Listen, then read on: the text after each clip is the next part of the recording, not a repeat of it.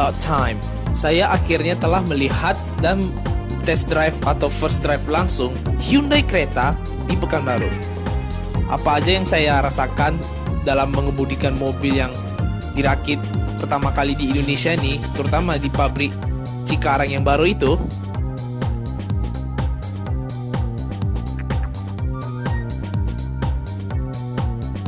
Mobil ini mengusung jargon Spotlight in Motion.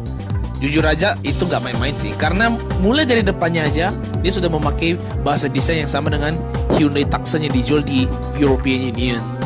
Bahasa desain ini lebih tepatnya adalah memakai grill parametric jewel pattern grill, dan LED di railnya nih dia menggunakan tipe yang hidden type. Selain memakai hidden type LED di RL yang terlihat clever dan genius itu, mobil ini memakai lampu utama LED.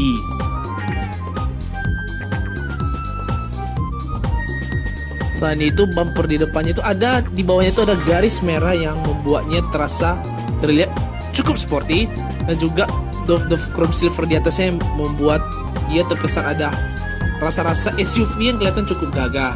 Selain itu, di depannya itu ada kamera untuk salah satu fitur safety andalan yang dipakai oleh Hyundai yang dinamai Hyundai Smart Sense.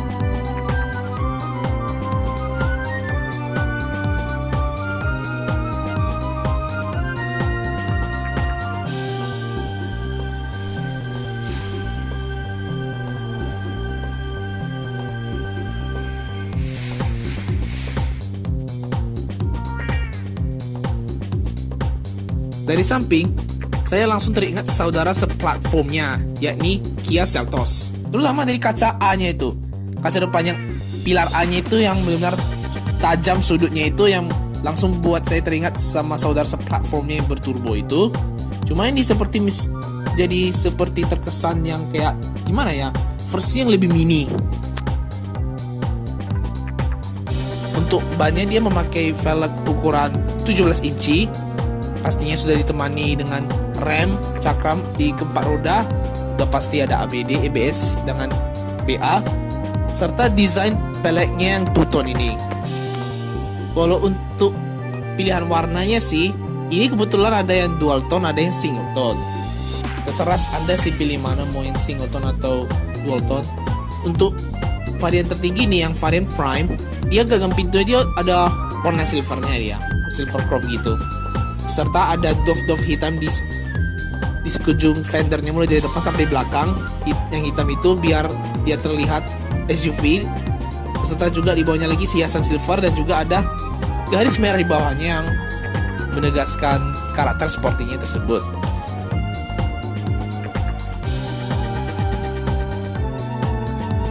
Nah, jangan sampai ada perpecahan di antara kita hanya karena desain belakangnya ini yang masih sampai sekarang menjadi bahan gibahan orang. Karena emang desain belakang ini subjektif banget. Dalam artian, lu suka gak apa-apa, kalau tidak suka tidak apa-apa.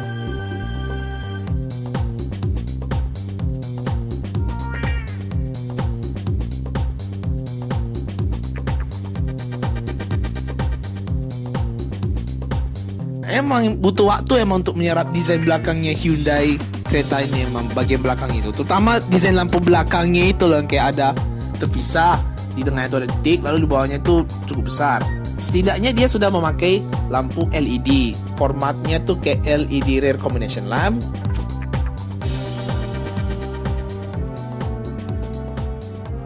Serta kaca belakangnya sudah ada defogger dengan wiper belakang, dan juga ada shark fin, high mounting stop lamp. Dan untuk roof railnya dia hanya hiasan sayangnya, bukan yang bisa dipakai untuk ngangkut barang. Selain itu, di bagian belakang itu dia, di bumper belakang itu ada sensor parkir 3. Jadi warna hitam dia, dove hitam sesuai dengan warna bumpernya gitu. Dan juga ada hiasan-hiasan silver, dan lagi-lagi garis merah yang membuat dia terlihat sporty, yaitu gen. Bagasinya sebenarnya standar sih, bilang luas banget gak gitu lah, tapi kalau dibilang sepi banget enggak lah, decent lagi ya, cukup pas gitu. Serta jok belakangnya bisa dilipat rantai dengan format 60-40 juga tentunya. Tidak lupa juga rear camera.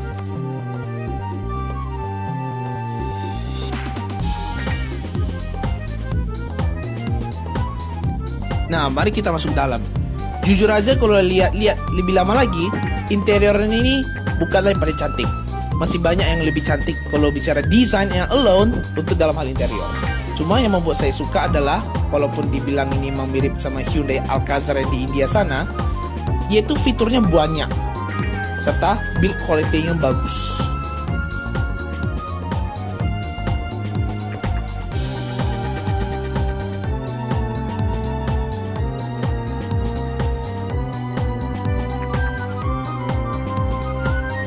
Oke. Untuk yang pertama, untuk fitur-fitur, dia sudah ada sunroof dan dia panoramic. Selain itu, lampu interior ini sudah LED semua, termasuk lampu bacanya. Dan untuk menemani Anda yang lagi kesepian atau semacamnya, atau lagi pengen mood booster, ada ambient light warna biru. Selain itu, mobil ini punya fitur andalan yang bisa dibilang bukan hanya menjadi yang pertama di kelasnya, tapi juga menjadi standar baru untuk layanan otomotif for what's to come, yaitu Hyundai Blue Link.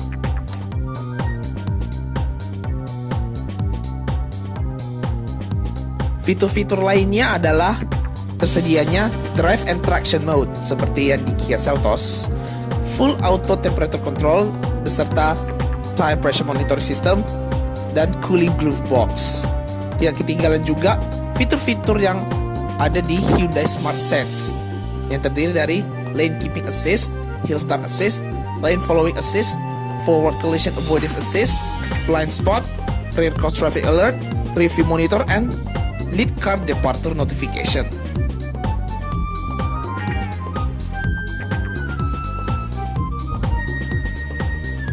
Untuk drive mode, dia ada pilihan Eco, Normal, Sport, dengan Smart.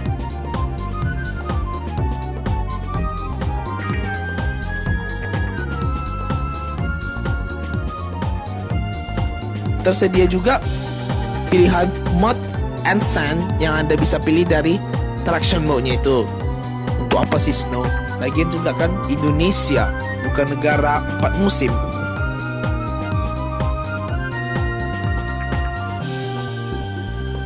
Ada 4 pilihan speedometer kalau dari segi motifnya saja, yakni Sport, Eco, Normal atau Smart, dan juga Cube.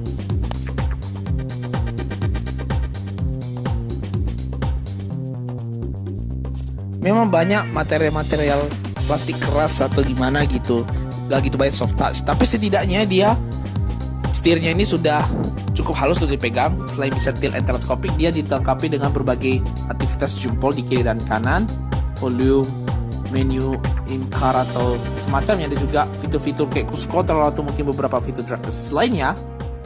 Dia bentuk setirnya memang cukup beda, beda dari yang lainnya. Speedometer digitalnya dia memakai ukuran 10,25 inci dengan format TFT.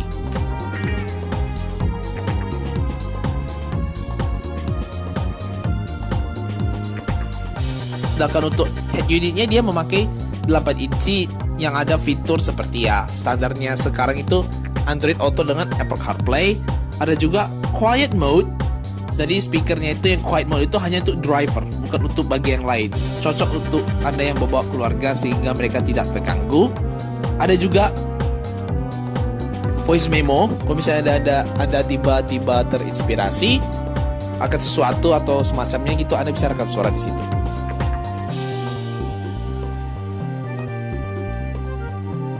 Di tengah dashboardnya itu selain ada fitur wireless charger, di sekeliling tuas transmisi itu dia ada, selain motif piano black, dia ada ventilated seat yang artinya bisa mengeluarkan angin gitu biar punggung Anda terasa lebih dingin lagi tentunya. Untuk jok penumpang dan jok pengemudi, penumpang ini masuk sini, penumpang depan ya. Ada juga di belakangnya itu ada tuas drive dan traction mode ditemani dengan EPB, electronic parking brake, dengan auto hold. Di sampingnya itu ada cup holder dan di yang dia ada lampunya juga warna biru. Dan tuas transmisinya pun cukup enak digenggam nih.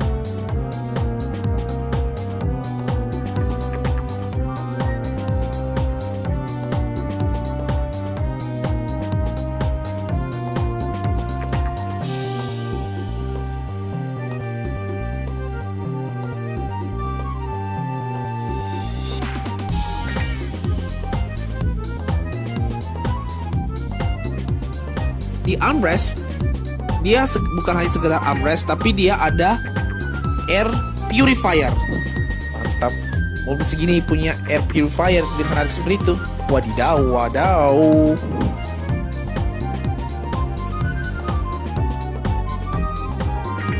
Selain ventilated seat, walaupun sayangnya dia minusnya, dia tidak electric seat sih, masih jok-jok naik turun, geser, maju depan biasa.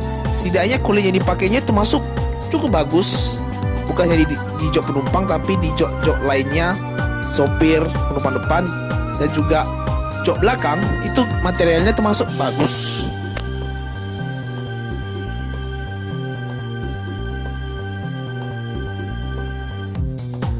Untuk bagian belakangnya dia sebenarnya cukup luas dari segi space. Untuk gue yang 172 cm tingginya, headroom masih ada walaupun memang di panoramic sunroof.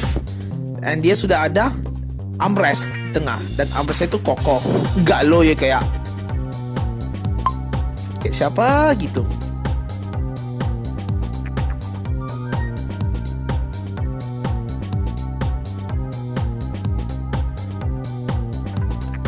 And then again, bahan soft touch-nya nggak gitu banyak, lagi-lagi cukup banyak plastik keras gitu kan. Lumayan plastik kerasnya bukanlah plastik keras yang asal pasang atau asal beli aja gitu. Now, let's take her for a drive.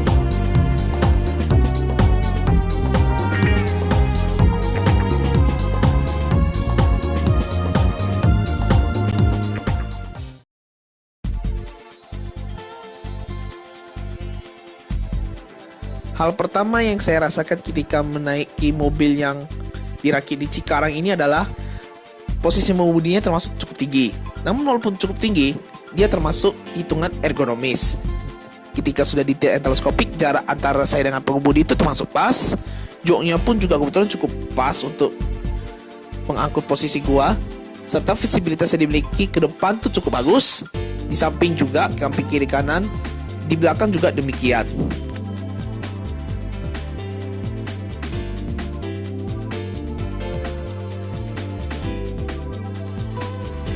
Peredam yang dimiliki itu Supra ini termasuk cukup bagus. Bagus banget walaupun di keramaian, tapi dia peredamannya nggak sampai yang terlalu annoying atau gimana gitu. Kalaupun ada suara yang cukup bisik, itu biasanya bannya aja. Itu pun masih sangat normal.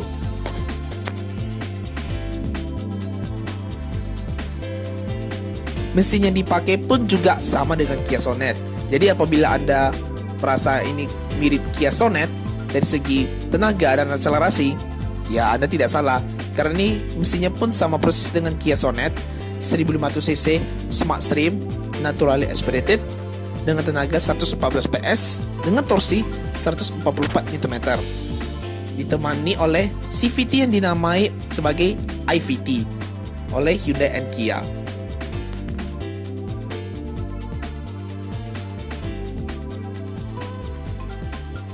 Bagaimana transmisinya? Jujur sebenarnya waktu saya mengendarai Kia Sonet pertama kalinya last year, itu sebenarnya transmisi mirip banget seperti ini. Dia transmisinya halus namun responsif. Tidak seperti CVT kebanyakan pada umumnya. Ini CVT responsif, halus.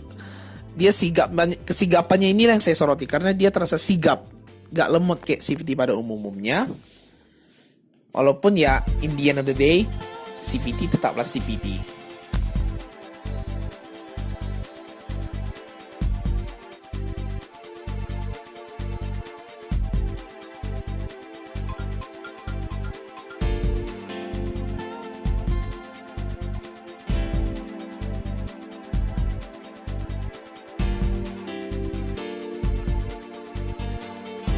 Mesinnya ini, dia kalau dibawa secara santai itu termasuk enak banget, terutama at low speed, sekitaran cruising atau mungkin sekitar cruising 20, 40, 60, dia terasa lebih dari cukup loh. Dia halus, pengantar tenaganya bagus, ditemani dengan transmisinya yang IVD ini emang cocok banget untuk cruising dan karakter comfy. Jadi ya rasanya gak perlu budget terlalu tinggi atau semacamnya gitu untuk mendapatkan tenaga maksimum.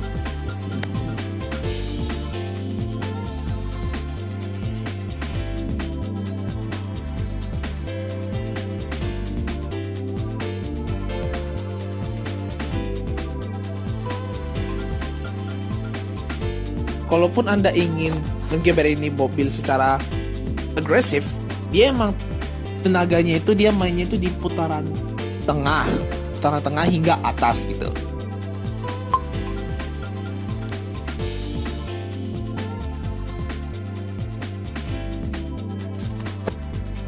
Ini kalau mau lebih enak lagi emang bisa dibuat ke sports mode transmisi dan juga drive mode-nya.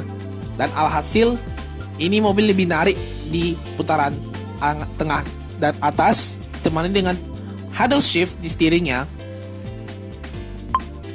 Paddle shift dan manual mode, dia jadi terasa lebih sporty dan lebih enak dan lebih menjambak.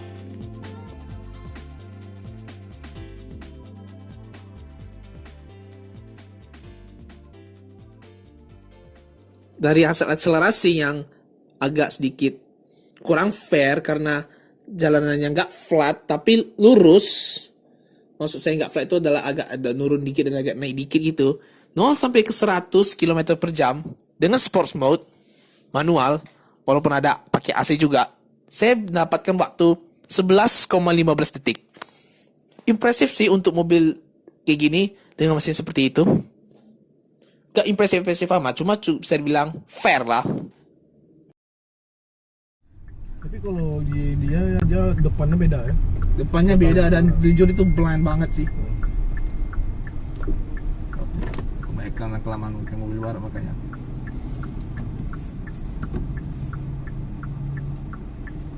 Pindah yang ke kanan bang. Yes.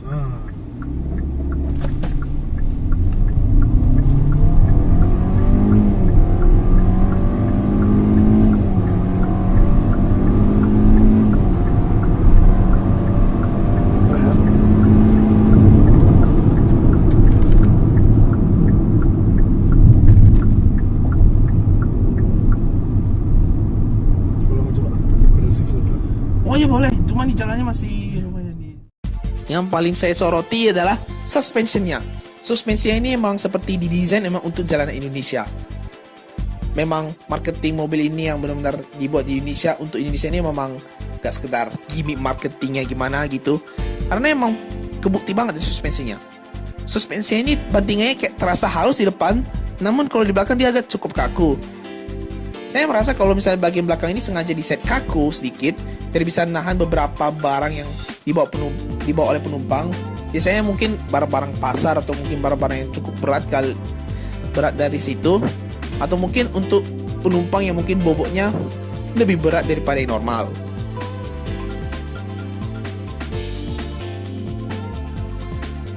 Untuk handlingnya sendiri, dia cukup standar, decent lah. Desainnya cukup baik.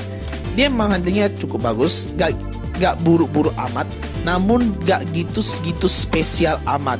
Karena emang bicara kelincahan, dia masih kalah sama Mazda CX-3. Karena menurut saya, Mazda CX-3 itu adalah masih yang paling lincah di kelasnya. Steeringnya ini, dia termasuk enteng ala EPS. Directness and feedbacknya sebenarnya cukup standar dan cukup decent lah. Namun dia EPS ini memberat ketika dibawa at high speed. And keentengan EPS ini gak seletoy dan gak selemes beberapa EPS lainnya. Masih cukup enak dan masuk akal serta memudahkan.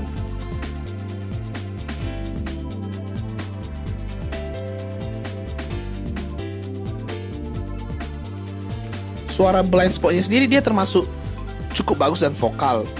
Serta kalau untuk ada yang suka audio-audioan atau suka dengar musik, ini suara dimiliki audio Bose ya, termasuk bagus. Audio Bose ini audionya enak, bassnya tuh main dan dia tidak cempreng.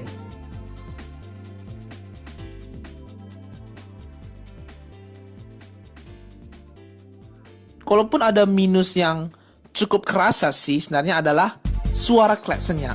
Suara klaksonnya itu kecil banget.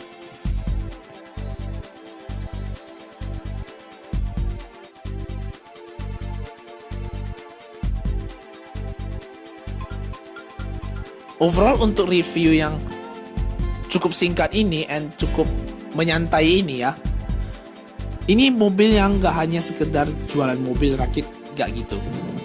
Ini mobil punya potensi yang amat besar, serta kualitas mengemudinya memang dirancang untuk kondisi di Indonesia. Dan karena itulah saya merasa mobil ini memiliki keseimbangan yang termasuk baik dari berbagai aspek.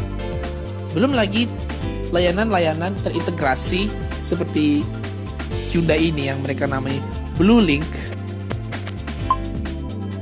membuatnya bisa seperti more than just a car. Ini adalah benchmark untuk mungkin beberapa mobil-mobil yang sudah ada dijual di Indonesia. Jadi mereka bisa wake up dan bisa meningkatkan pelayanannya lagi.